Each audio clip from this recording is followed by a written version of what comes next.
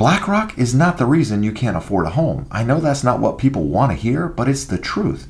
Homes aren't expensive right now because of corporate greed, investors, or some huge hedge fund buying everything in sight. That narrative sounds good online, but it's not the truth. Homes are expensive because we've made it nearly impossible to build the kind of affordable, entry-level homes that used to exist everywhere in this country. And before we get into the data, let me ask you a real question. What do you think is the number one reason homes are so expensive today? Is it Wall Street? Is it immigration? Is it zoning? Drop your answer in the comments because I think today's video might change your mind. When people talk about how cheap homes were in the 1950s, they're comparing today's market to a product that literally doesn't exist anymore. In 1950, the average new home was under 1,000 square feet. It was one bathroom, typically no air conditioning, basic finishes, really basic materials, a lot of plywood, really small rooms, no insulation standards, no energy codes. Today, the starter home is 2.5 to 3 times larger. You're getting 2 to 3 bedrooms, a lot of times a full car garage, HVAC, modern insulation, energy efficient windows, fire safety requirements, electrical requirements, water efficiency rules, and on top of that, bigger square footage across the board. So when you hear homes used to cost 3 times the average salary and now they cost 7 or 8 times, sure.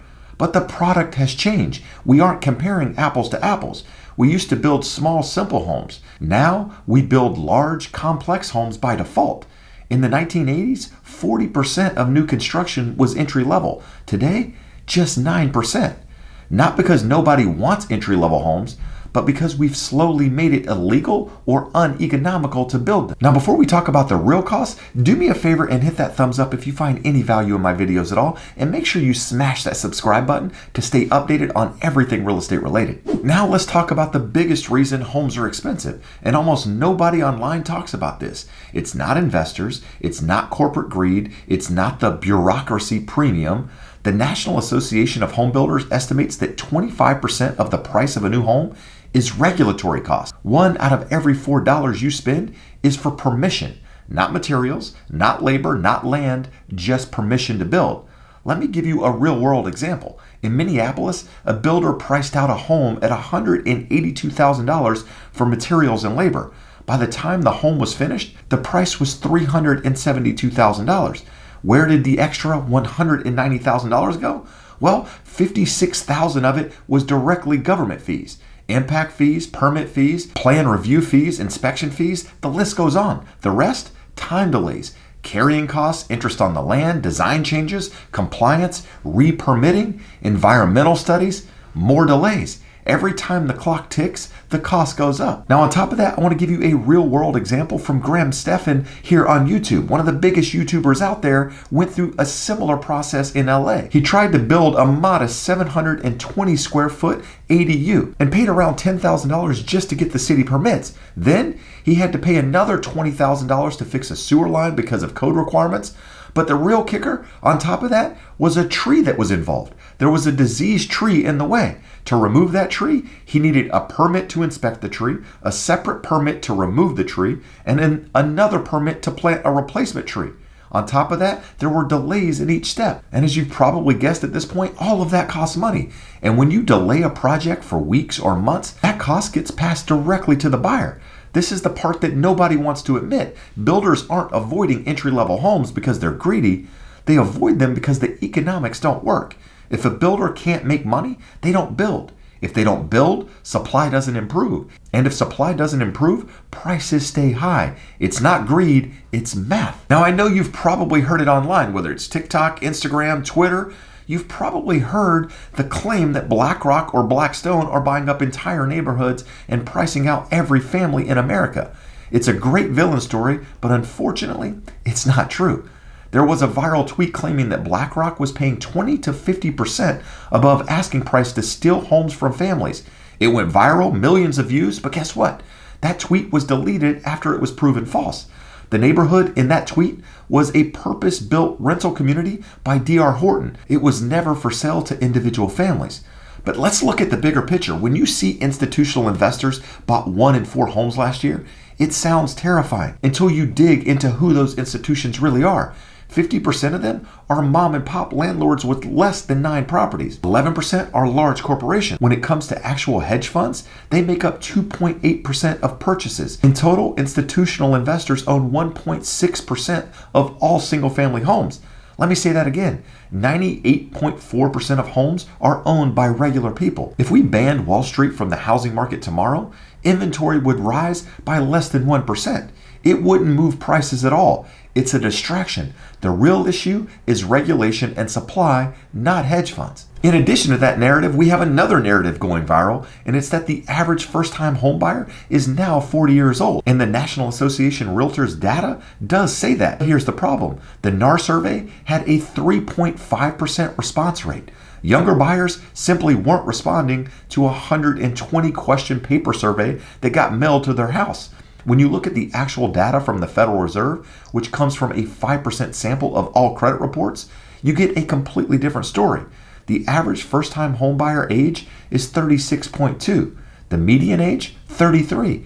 And that number hasn't really changed since 2001 or 2021. So the issue isn't age, the issue is affordability. From 2019 to 2024, the income needed to buy a median-priced home rose 41%. Median household income rose 11%. It's not that people suddenly want to buy later, it's that prices and rates surged faster than people's incomes. It's that prices and rates surged faster than people's incomes could keep up.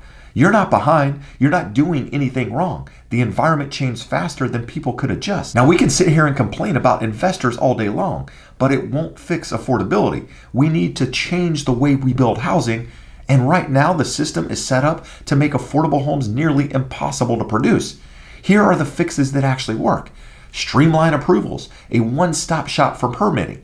Hard deadlines, no endless loops of reviews and reviews. On top of that, you need to reduce or restructure fees. Impact fees often make small homes impossible to build. If you lower the fees, then builders can produce affordable homes again. On top of that, they should allow smaller lots and more flexibility. This is a big one. Many cities legally prohibit small lot homes, the exact homes first-time home buyers need. There's a federal proposal that offers states $25,000 per home built on smaller lots, and another $25,000 for homes near manufacturing zones. This could help fund 240,000 new starter homes per year. In addition to that, you need to unlock existing supply. There are 9 million homeowners aged 65 or older who exceed the current capital gains exclusion limit. Many stay put because selling triggers a huge tax bill. A full capital gains exemption for owners over 65 could free up 200,000 single-family homes per year. And then in addition to that, we could embrace modular construction. It's faster, it's cheaper, it's less labor intensive. Cities like Austin saw rents drop 22% after relaxing zoning and parking mandates. Now I want to talk to you directly as a buyer, because many of you out there can't fix affordability. You can't fix the supply. You can't wait for government policy to fix anything, especially housing overnight. You can't wait for the perfect market or the perfect rate. But here's one of the positive things as we move into 2026. Inventory is likely going to improve. On top of that, rates will likely trend lower, but not in a straight line. Every dip in rates brings a wave of buyers off the sideline. If you followed this channel for a while, you know my stance. Buy when the payment makes sense and when the house fits your life, not when you think the market has bottomed. Because the truth is simple. Every time buyers wait in mass, competition gets worse, not better. Focus on what you can control: your debt, your credit, your income, your down payment, the areas you're open to, the loan programs you choose, and more importantly, your timeline. The market won't suddenly become easy, but it can become manageable when you're prepared. So here's the truth. Homes aren't expensive because of investors. They're expensive because of regulation, bureaucracy, and decades of making it harder to build the kinds of homes that people actually need. If you found this breakdown helpful, do me a favor, hit that like button and tell me in the comments, what do you think the biggest barrier to affordability is right now? If you want more straight talk like this without the hype, subscribe to the channel. I go live every week to answer your questions in real time on Wednesdays at 5 p.m. Pacific Standard Time. So if you have questions about mortgage or real estate, make sure you check it out. On top of that, I appreciate you watching. Happy New Year. We'll see you in 2026.